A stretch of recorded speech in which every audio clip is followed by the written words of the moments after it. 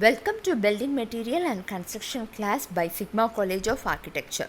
Today we will be seeing lecture module 3. So in today's content we will be looking about rocks or stone classification and how it is used as a building material. So stone is a highly durable and low maintenance building material which has a high thermal mass. It's available in different shapes, size, colors, textures, which can be used for floor, wall, arches and roofs. So rocks can be classified into three types, like geological classification, physical classification and chemical classification. Geological classification namely igneous rocks, sedimentary rocks and metamorphic rocks. Physical classification namely stratified rocks, unstratified stones.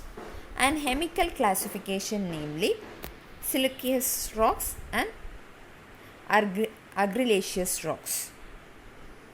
Igneous rocks. Igneous rocks are formed by cooling of magma, that is a molten form of rock material. So example for this kind of igneous rocks are granite. Granite, like most probably we will be using for floors. So next is sedimentary rocks. These are formed by the weathering on the pre-existing stone.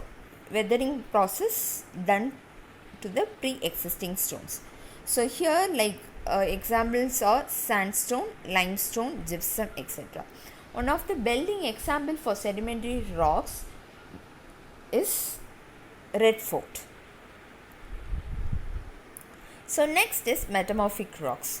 So this is like sedimentary rocks which have changed character due to high pressure and heat given to the rock surface.